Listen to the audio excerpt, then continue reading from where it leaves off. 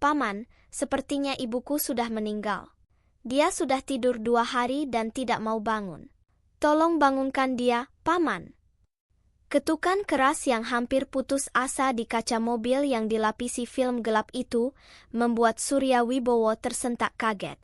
Sang miliarder yang kekayaannya mencapai angka miliaran rupiah itu sedang menempelkan ponsel terbaru ke telinganya. Pikirannya sepenuhnya tersedot oleh jadwal rapat, tenggat waktu yang mendesak, dan kontrak-kontrak bernilai fantastis yang membutuhkan perhatiannya segera. Lalu lintas di jalanan Surabaya praktis terhenti, berubah menjadi kemacetan total. Klakson-klakson berbunyi dengan kesal.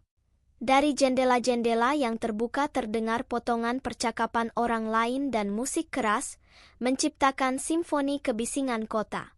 Surya melirik arlojinya dengan tidak sabar. Dia terlambat untuk pertemuan yang menentukan penggabungan 2 perusahaan besar. Dan di saat itulah, menembus kabut kesibukan bisnisnya, dia melihatnya, seorang gadis kecil yang berdiri tepat di samping mobil hitam mengkilapnya yang merupakan model terbaru, diperpanjang dan dilapis baja, dirakit sesuai pesanan khusus. Kakinya tertutup lapisan debu jalanan, rambut terangnya kusut dan tampak keabu-abuan karena kotoran, dan di matanya yang besar terbelalak membeku ketakutan yang sangat dalam. Di sampingnya berdiri gerobak kayu yang goyah, lebih mirip tandu darurat beroda. Di dalamnya, tertutup kain-kain lusuh, terbaring seorang wanita yang tidak bergerak. "Paman!" teriaknya lagi. Suaranya bergetar dan terputus-putus, menembus deru kendaraan. "Tolong, ibuku.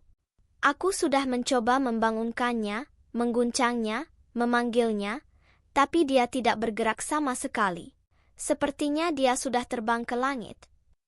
Dalam suaranya terdengar ketakutan yang begitu tulus, kedinginan keputusasaan yang mustahil untuk diabaikan. Surya merasakan sesuatu di dalam dirinya teremas dengan menyakitkan. Seorang anak sendirian di kota besar yang acuh tak acuh ini memohon pertolongan. Kepanikan dalam suaranya membuatnya menelan ludah yang tercekat di tenggorokan. Dia mengalihkan pandangannya ke sopirnya, seorang pria tua dengan wajah tanpa ekspresi. "Hentikan mobilnya," perintahnya cepat. Suaranya sendiri menjadi tegang oleh emosi yang tidak dia rencanakan untuk dirasakan, yang tidak pantas dalam harinya yang terjadwal sampai ke menit-menitnya. Sopir itu sesaat ragu, memandangi pengemis kecil dan gerobak kotornya, tapi setelah bertemu dengan tatapan dingin bosnya di kaca spion, dia buru-buru membuka pintu yang berat. Gadis kecil itu mundur. Tangan-tangan mungilnya yang mencengkeram tepi gerobak gemetar. Sang miliarder keluar dari kabin mobil yang sejuk, dan suara-suara kota seolah mundur ke latar belakang ketika dia memusatkan seluruh perhatiannya pada gadis itu dan pada isi mengerikan dari gerobak kayunya. Ada sesuatu di wajah gadis kecil ini, semacam ciri yang samar, hampir tak terlihat tapi familiar, yang tidak bisa dia tentukan. Sesuatu dalam bentuk matanya membangkitkan kenangan di dalam jiwanya, kenangan yang terkubur begitu dalam hingga dia sendiri sudah lupa akan keberadaannya. "Tunggu, tunggu," bisiknya, berusaha berbicara selembut mungkin agar tidak menakutinya lebih jauh. "Semua baik-baik saja, aku akan membantumu." Gadis kecil itu berkedip, dan melalui kabut air mata di matanya menerobos secercah harapan yang malu-malu. "Terima kasih, Paman," gumamnya. Surya berlutut langsung di atas aspal yang kotor, tidak mempedulikan celana Italia mahalnya, dan dengan kedua tangan memegang gerobak untuk memberikannya kestabilan. Dia dengan hati-hati mengangkat wanita itu. Dia sangat kurus menakutkan, kulitnya pucat dan tembus pandang, dan tubuhnya terasa hampir tanpa berat. Dadanya naik turun perlahan dan nyaris tak terlihat. Bibirnya pecah-pecah dan hampir putih. Pakaian robek dan kotor menggantung longgar di tubuhnya yang kurus kering. Dia tidak bergerak. "Ibu," bisik gadis kecil itu, yang kemudian dia ketahui bernama Dara, sambil mencengkeram tangan ibunya. Bangun, kumohon. Napas Surya tercekat, dadanya terasa diremas oleh lingkaran es. Dia meraba pergelangan tangan wanita itu. Denyut nadinya lemah, seperti benang, tapi ada. Dia masih hidup, katanya pelan, hampir berbisik. Air mata lega mengalir deras di wajah Dara. Aku pikir dia sudah terbang ke langit, bisiknya. Suaranya nyaris tak terdengar. Surya membungkuk lebih rendah, dengan hati-hati menyeka kotoran dari wajah wanita itu. Dan kemudian, menembus debu yang menempel, dia melihatnya. Hidung itu, bentuk mata itu, bekas luka kecil yang nyaris tak terlihat di atas alis. Dia merasakan lututnya lemas, dan dia nyaris ambruk ke tanah. Lina, desahnya. Suaranya lebih pelan dari bisikan. Dara memandangnya dengan bingung. Itu nama ibuku, Paman. Apakah Paman mengenalnya? Surya membeku, seolah tersambar petir. Jantungnya sesaat berhenti, lalu berdetak liar di dadanya. Dia masih hidup. Setelah semua tahun kesedihan yang tak tertahankan ini, setelah dia menguburkan peti kosong dan menerima bahwa dia telah pergi selamanya, dia tidak bisa mempercayai matanya sendiri. Tangannya gemetar ketika dia menyentuh bahunya. Lina, benarkah ini kamu? Bisiknya. Suaranya terputus.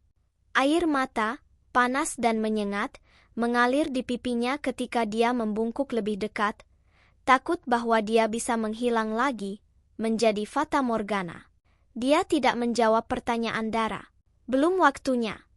Dia hanya mengangguk dalam diam, sepenuhnya berkonsentrasi untuk memberikan pertolongan secepat mungkin. Panggil ambulans, teriaknya kepada sopirnya yang sejak tadi berdiri membeku. Sopir itu bergegas ke telepon. Beberapa menit kemudian sirene ambulans yang memekakkan telinga membelah kebisingan jalanan, dan tak lama kemudian Lina sudah dengan hati-hati dipindahkan ke tandu. Surya juga naik ke ambulans, mengangkat Dara ke dalam pelukannya dan mendudukkannya di sampingnya. Di dalam ambulans, Dara mencengkeram tangan Surya dengan erat. Jari-jari mungilnya dingin dan gemetar. Sekarang Surya memandangnya dengan seksama. Matanya, fitur wajahnya, semuanya sangat familiar hingga terasa menyakitkan. Dia merasakan ikatan yang aneh dan menyayat hati, seolah dia telah mengenalnya sepanjang hidupnya. Dara, berapa umurmu? Tanyanya pelan, hampir takut mendengar jawabannya. 8 tahun, Paman, jawabnya. Dan ayahmu? Siapa ayahmu? Suaranya tegang dan bergetar. Dara berkedip. Aku tidak tahu. Ibuku tidak pernah membicarakannya. Surya sesaat menutup matanya. Pecahan-pecahan masa lalu menghantam kesadarannya dengan gemuruh yang memekakkan. Apa yang sedang terjadi? Selama bertahun-tahun dia diyakinkan bahwa dia sudah mati, menghilang, lenyap. Apa yang sebenarnya terjadi? Dia mencengkeram tangan Dara lebih erat, merasakan campuran keterkejutan, ketakutan, dan harapan yang mulai tumbuh. Dia belum memberitahunya bahwa dia mengenal ibunya. Dia perlu tahu lebih banyak. Dia perlu memahami semuanya. Dan pada saat itu Surya Wibowo menyadari satu hal dengan kejelasan mutlak. 10 tahun terakhir dia telah hidup dalam kebohongan. Sirene ambulans meraung-raung menembus kota menuju rumah sakit di Semarang. Surya duduk di kursi sempit, tegang seperti senar. Jasnya yang mahal kusut, tangannya terkepal. Dara duduk di sampingnya, tubuh mungilnya menempel pada tandu tempat ibunya berbaring. Untuk pertama kalinya dalam 10 tahun dia merasa aman. Hari-hari berlalu. Lina perlahan mendapatkan kembali kekuatannya. Dia makan makanan sungguhan lagi. Para perawat membantunya berjalan. Dara tidak pernah meninggalkan sisinya, kecuali saat-saat ketika Surya membawanya ke taman rumah sakit untuk menghirup udara segar dan tertawa pelan. Pada hari Lina keluar dari rumah sakit, Surya datang lebih awal. Dia membawa pakaian baru yang bersih dan sepatu untuk Dara. Dia berlutut di depan Lina dan dengan lembut berkata, "Kalian tidak akan kembali ke jalanan. Tidak pernah lagi." Dia membawa mereka ke sebuah rumah yang tenang dan terjaga, di desa yang nyaman di tepi sungai berantas, jauh dari kebisingan kota. Di sana hangat dan aman. Dara berlari dari kamar ke kamar dengan takjub. Tempat tidur sungguhan, air bersih, lampu yang tidak pernah padam. Malam itu Dara tidur tanpa rasa takut. Keesokan paginya Surya pergi sendirian untuk menemui ibunya. Dia tidak membawa sopir. Ini adalah sesuatu yang harus dia tangani sendiri. Nining Sutanto duduk di villa besarnya di pinggiran Jakarta, seperti biasa berpakaian rapi, tenang, terkendali. Melihat Surya, dia tersenyum tipis. "Kamu datang," katanya. "Aku sedang berpikir kapan kamu akan muncul." Surya berdiri di hadapannya. Tangannya tidak gemetar, tapi hatinya tercabik-cabik. "Dia masih hidup," katanya. Nining Sutanto tidak bereaksi. "Lina masih hidup," ulang Surya. "Dan putriku juga." Masih tidak ada reaksi. Kemudian Nining Sutanto menghela napas, seolah lelah.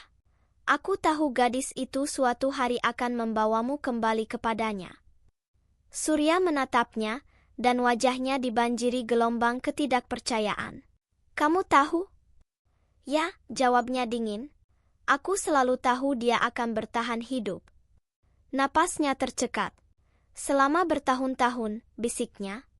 "Kamu melihatku meratapi istriku? Kamu melihatku percaya bahwa dia sudah mati?" Nining Sutanto mengangkat dagunya. "Kesedihan membuatmu kuat?" Suara Surya pecah. "Kamu menculiknya. Dia sedang hamil." Nining Sutanto memotong, "Dan dia tidak layak membawa darahku." Surya mundur selangkah, seolah dipukul. "Kamu membuatnya kelaparan. Kamu memukulinya," katanya. "Kamu mencoba membuatnya kehilangan anakku." Mata Nining Sutanto mengeras. "Aku melakukan apa yang harus dilakukan." "Dia memohon, bukan?" Surya mengepalkan tinjunya. "Dia memohon padamu untuk membiarkan anaknya hidup." "Dan aku mengizinkan," kata Nining Sutanto dengan tajam. "Aku bisa mengakhiri semuanya. Aku menunjukkan belas kasihan." "Belas kasihan?" Kata itu membuat Surya gemetar. "Kamu menghapus keluargaku dari muka bumi," katanya.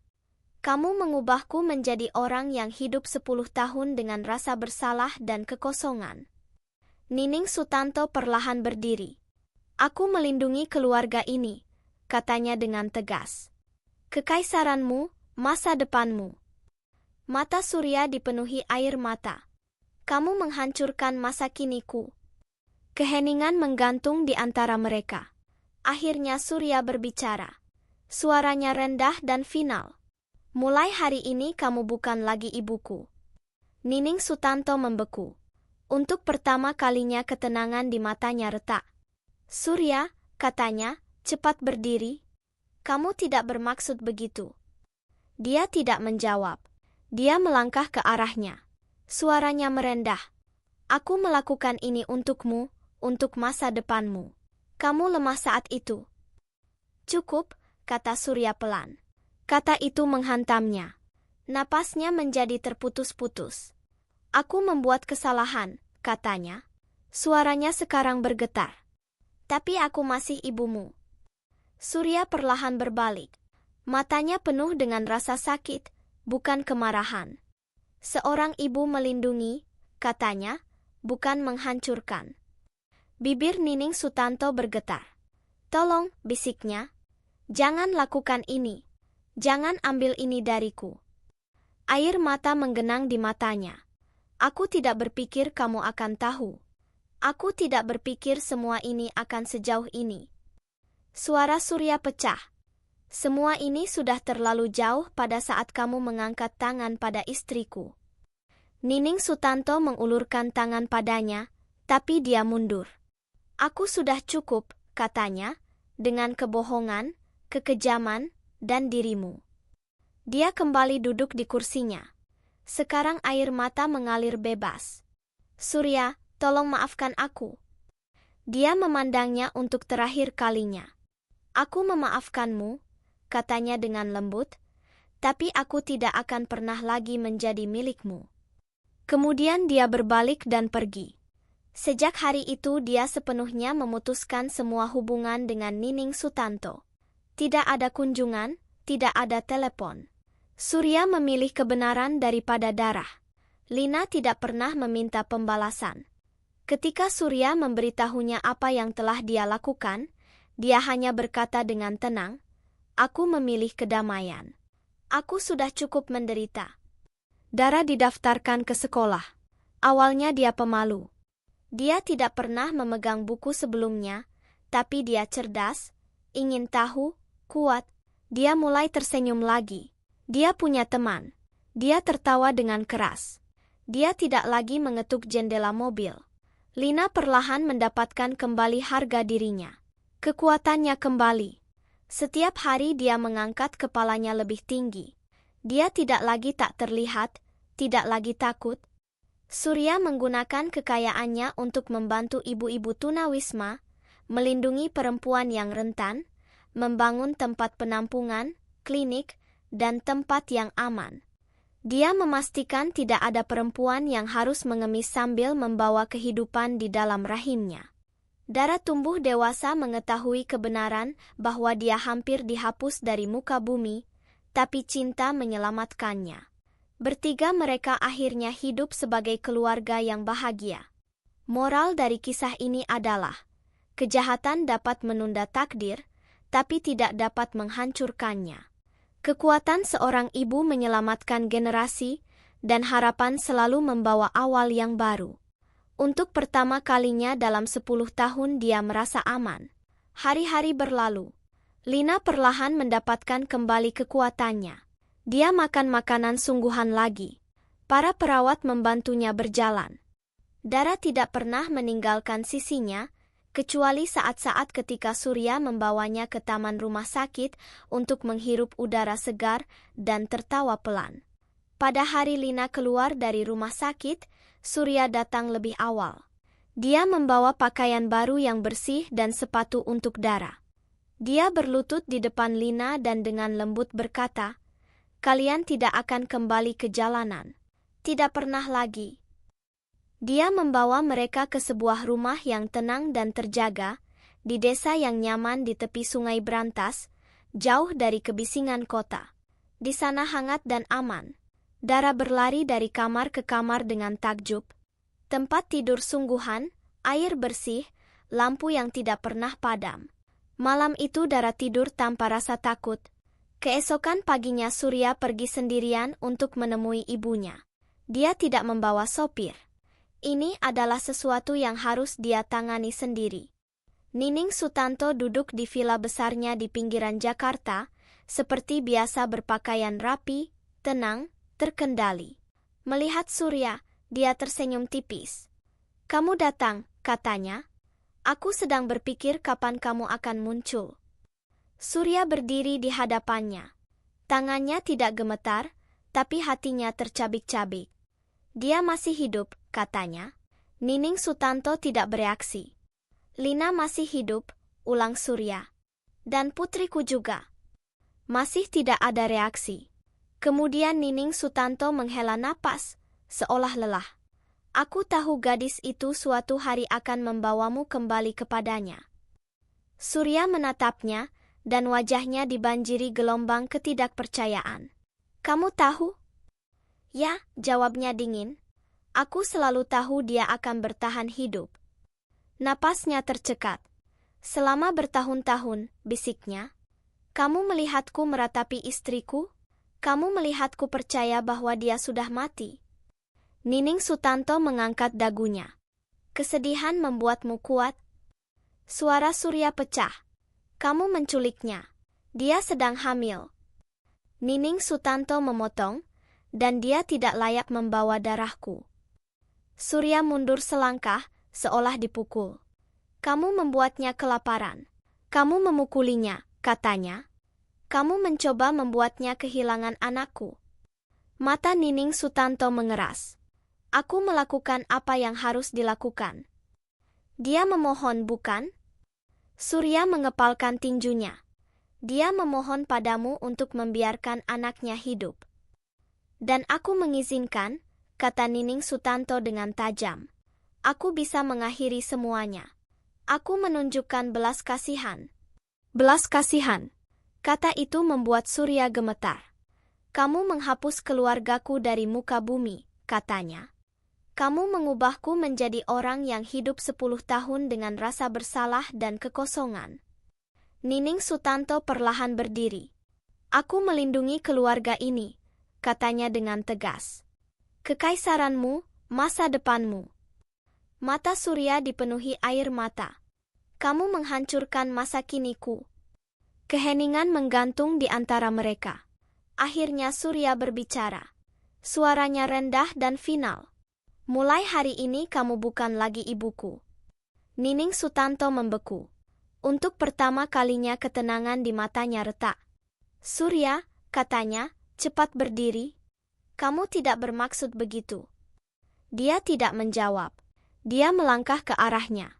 Suaranya merendah. Aku melakukan ini untukmu, untuk masa depanmu. Kamu lemah saat itu. Cukup, kata Surya pelan. Kata itu menghantamnya. Napasnya menjadi terputus-putus. Aku membuat kesalahan, katanya. Suaranya sekarang bergetar. Tapi aku masih ibumu. Surya perlahan berbalik. Matanya penuh dengan rasa sakit, bukan kemarahan. Seorang ibu melindungi, katanya, bukan menghancurkan. Bibir Nining Sutanto bergetar. Tolong, bisiknya. Jangan lakukan ini. Jangan ambil ini dariku. Air mata menggenang di matanya. Aku tidak berpikir kamu akan tahu. Aku tidak berpikir semua ini akan sejauh ini. Suara Surya pecah. Semua ini sudah terlalu jauh pada saat kamu mengangkat tangan pada istriku. Nining Sutanto mengulurkan tangan padanya, tapi dia mundur. Aku sudah cukup, katanya, dengan kebohongan, kekejaman, dan dirimu. Dia kembali duduk di kursinya. Sekarang air mata mengalir bebas. Surya, tolong maafkan aku. Dia memandangnya untuk terakhir kalinya. Aku memaafkanmu, katanya dengan lembut, tapi aku tidak akan pernah lagi menjadi milikmu. Kemudian dia berbalik dan pergi. Sejak hari itu dia sepenuhnya memutuskan semua hubungan dengan Nining Sutanto. Tidak ada kunjungan, tidak ada telepon. Surya memilih kebenaran daripada darah. Lina tidak pernah meminta pembalasan. Ketika Surya memberitahunya apa yang telah dia lakukan, dia hanya berkata dengan tenang, "Aku memilih kedamaian. Aku sudah cukup menderita." Dara didaftarkan ke sekolah. Awalnya dia pemalu. Dia tidak pernah memegang buku sebelumnya, tapi dia cerdas, ingin tahu, kuat. Dia mulai tersenyum lagi. Dia punya teman. Dia tertawa dengan keras. Dia tidak lagi mengetuk jendela mobil. Lina perlahan mendapatkan kembali harga dirinya. Kekuatannya kembali. Setiap hari dia mengangkat kepalanya lebih tinggi. Dia tidak lagi tak terlihat, tidak lagi takut. Surya menggunakan kekayaannya untuk membantu ibu-ibu tunawisma, melindungi perempuan yang rentan, membangun tempat penampungan, klinik, dan tempat yang aman. Dia memastikan tidak ada perempuan yang harus mengemis sambil membawa kehidupan di dalam rahimnya. Dara tumbuh dewasa mengetahui kebenaran bahwa dia hampir dihapus dari muka bumi, tapi cinta menyelamatkannya. Bertiga mereka akhirnya hidup sebagai keluarga yang bahagia. Moral dari kisah ini adalah, kejahatan dapat menunda takdir, tapi tidak dapat menghancurkannya. Kekuatan seorang ibu menyelamatkan generasi, dan harapan selalu membawa awal yang baru.